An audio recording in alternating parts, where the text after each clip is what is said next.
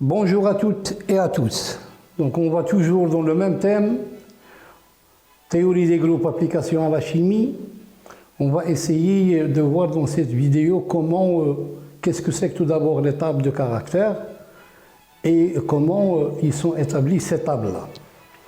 Alors tout d'abord, il faut savoir que ce que nous appelons dimension d'une représentation, qu'elle soit réductible ou irréductible, c'est tout simplement le caractère de la matrice représentative de l'élément identité E au sein de cette représentation. Nous avons déjà, dans le cas de la molécule NH3, nous avons vu deux représentations. Eh bien, en prenant chacune de ces deux représentations et en regardant l'élément identité, la dimension de la représentation, c'est tout simplement le caractère de la matrice qui représente cet élément-là, identité. Et donc, on écrit que la dimension d'une représentation est J quelconque, on va la noter LJ, et c'est le caractère de la matrice qui représente cet élément-là. Alors, pour les deux représentations que nous avons déjà vues de la molécule NH3, nous avons le caractère de la matrice E est égal à 3. Donc, les deux représentations sont des représentations tridimensionnelles. Alors, pour mettre la main sur les tables de caractères, on va utiliser 5 théorèmes qui sont les théorèmes de Wigner. Alors, le premier théorème, il nous dit que le nombre des représentations irréductibles, RI, qu'on va noter RI, représentation irréductible d'un groupe, par exemple dans le cas de l'ammoniac, NH3 c'est le groupe comme on l'a vu C3B, et bien le nombre de représentations irréductibles d'un groupe il est égal à la classe du groupe. Dans le cas de la molécule NH3, le groupe C3B, nous avons vu qu'il avait 3 classes. Le théorème numéro 2, il nous dit que la somme des carrés des dimensions Li de toutes les représentations irréductibles du groupe, il est égal à l'ordre du groupe. Donc l'ordre du groupe H, il est égal à la somme des carrés des dimensions de chaque représentation irréductible. Donc tout ça, on va voir comment on va l'appliquer. C'est si simple qu'il ne faut pas... Bon, pour le troisième théorème, il nous dit que la somme pondérée, c'est-à-dire effectuée sur toutes les opérations de symétrie du groupe, la somme pondérée des carrés, des caractères de chacune des représentations irréductibles d'un groupe est égale à l'ordre H du groupe. Donc, en faisant la somme des carrés des caractères pour chaque représentation irréductible, il faut trouver H. Le quatrième théorème, il nous dit que dans tout groupe, et ça c'est très important, il existe une et une seule représentation irréductible qui est monodimensionnelle et qui est totalement symétrique. Totalement monodimensionnelle, totalement symétrique, c'est-à-dire que tous les caractères sont égaux à 1.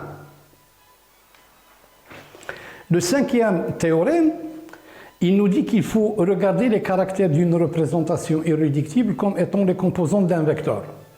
Et donc, les vecteurs dont les composantes sont les caractères pondérés de deux représentations irréductibles d'un groupe, quand vous prenez deux représentations I et J d'un même groupe, bien sûr, ils sont orthogonaux.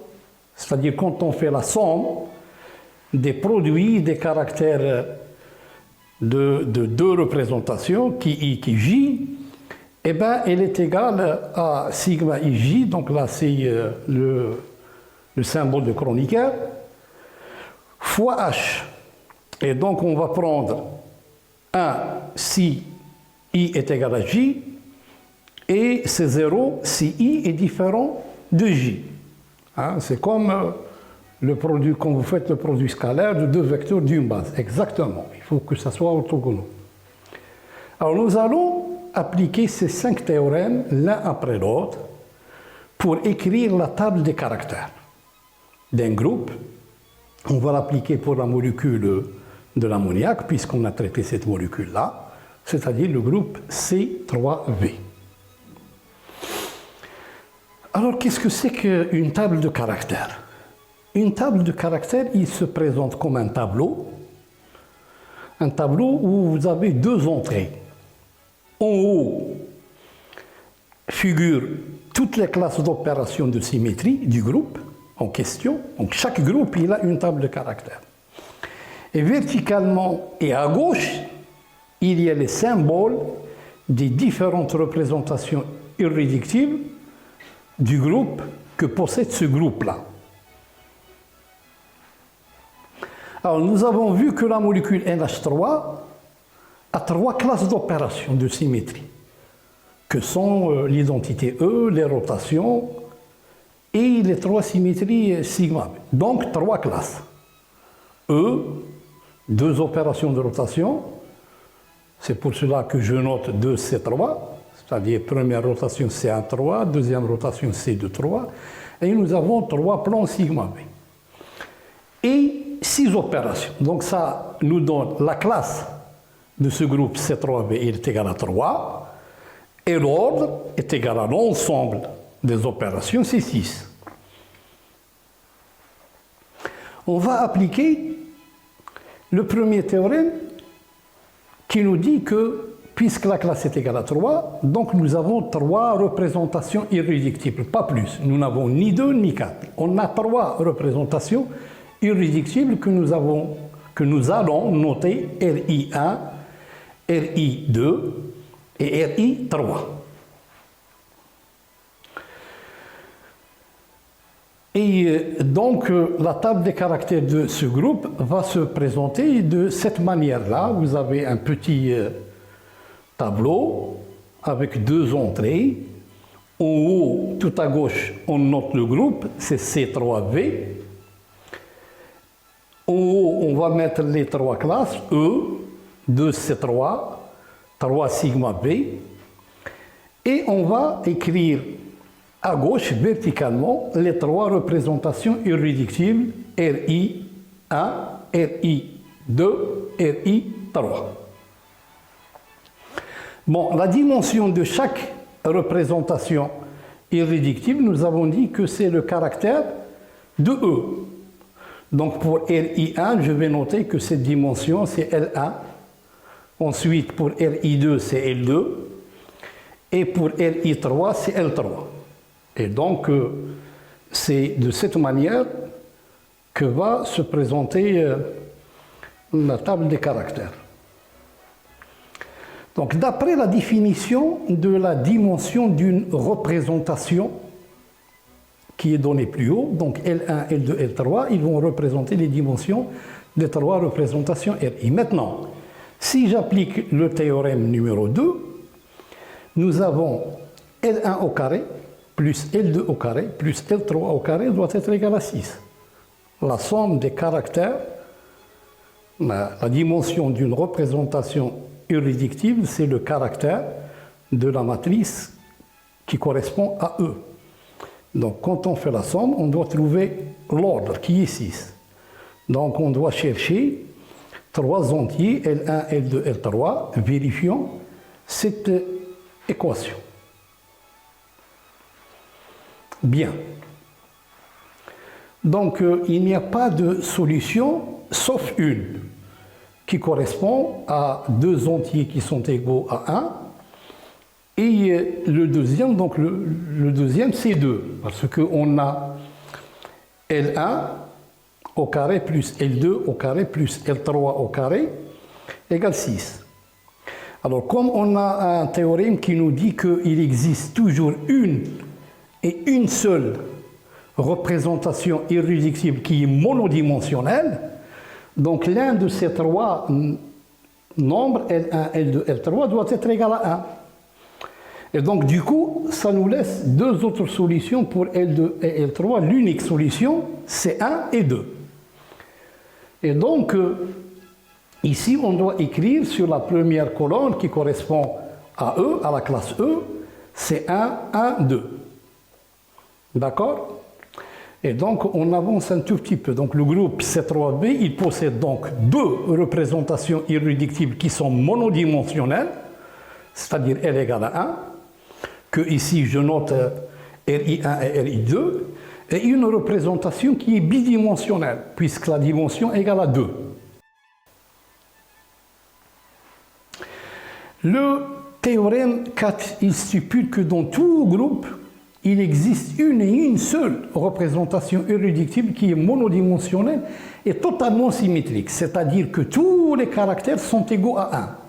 Donc si je suppose que cette représentation elle sera notée RI1, donc tous les caractères pour chaque classe, pour cette représentation irréductible, c'est 1, 1, 1. Et donc dans la première ligne qui correspond à cette représentation, puisqu'il est monodimensionnel, donc pour la classe E, c'est 1, et puisqu'il est totalement symétrique, donc il y a un 1 partout.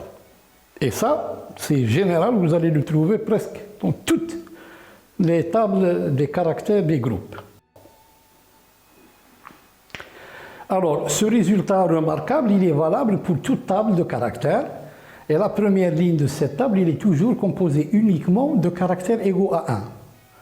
Nous verrons dans la suite quelle est en fait la signification physique de cette réalité. Maintenant, pour compléter notre table de caractères qui correspond au groupe C3b, il nous reste à déterminer 4 nombres, 4 entiers A, B, pour compléter les caractères de la deuxième représentation irréductible monodimensionnelle, qui est RI2, et CD pour compléter les caractères de la troisième représentation irréductible qui est bidimensionnelle. Alors pour cela, on va utiliser le théorème 3 et 5. Donc il nous reste maintenant à déterminer les 4 caractères qui nous manquent dans cette table et qui sont A, B, C et D. Et pour cela, nous allons donc appliquer tout d'abord le théorème numéro 3 et ensuite le théorème numéro 5 qui nous dit que la somme pondérée des caractères de chaque représentation irréductible doit être égale à l'ordre du groupe, et l'ordre du groupe c'est 6. Donc je dois avoir, ici vous voyez que devant, quand vous regardez la ligne où vous avez les classes, vous avez la première classe qui est E, et devant E, bon, c'est 1. La classe des rotations, vous avez 2 rotations, donc devant C3, vous avez 2. Et la classe des plans sigma B, vous avez 3 plans, donc vous avez 3. Alors ce sont les coefficients avec lesquels on va pondérer, lorsque je dis que la somme des carrés des caractères pondérés doit être égale à H, c'est-à-dire à 6. Donc il faut prendre 1 multiplié par 1 au carré, plus 2 multiplié par petit a au carré, plus 3 multiplié par petit b au carré, ça doit nous donner 6. Et de même, il faut avoir 1 fois 2 au carré, plus 2 fois c au carré, plus 3 fois d au carré, doit être égal à 6. Et donc, on retrouve facilement ces deux relations-là. Nous avons 1 multiplié par 1 au carré, plus 2 multiplié par a au carré, plus 3 multiplié par b au carré. Le 1, 2, 3, ce sont les coefficients que vous avez ici, dans la première ligne, devant les classes que vous avez. Devant E, on a un E, devant C3, on a un 2, et devant sigma B, on a un 3. Donc ce sont les coefficients avec lesquels il faut pondérer votre somme des carrés.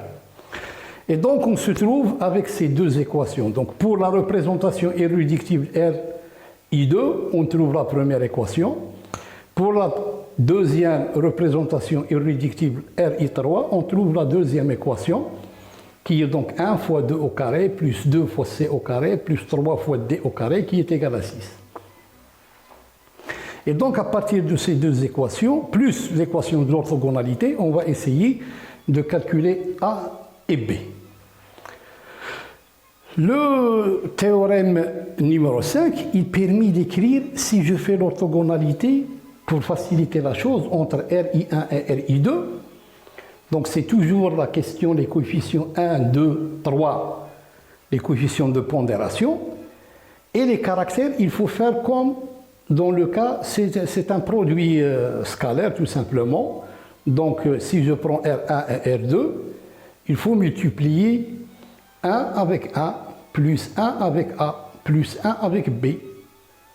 Donc on va écrire l'équation correctement. Donc 1 multiplié par 1 fois 1, plus 2 multiplié par 1 fois A, plus 3 multiplié par 1 fois B, il doit être égal à 6. Si je fais l'orthogonalité entre RI1 et RI3, je dois écrire 1 multiplié par 1 fois 2, plus 2 multiplié par 1 fois C, plus 3 multiplié par 1 fois D doit être égal à 6. Et donc, l'application du théorème numéro 5, il nous donne ces deux équations-là. Donc finalement, on a 4 équations. Si vous essayez de les résoudre, vous allez trouver que A égale à 1, B égale à moins 1, C égale à moins 1 et D égale à 0. Et donc finalement, la table des caractères du groupe C3V, il est désormais complétée. Et donc vous voyez que les 5 théorèmes de Wigner, ils nous permettent de calculer les caractères des tables de caractères pour chaque groupe. Je vous remercie et à la prochaine.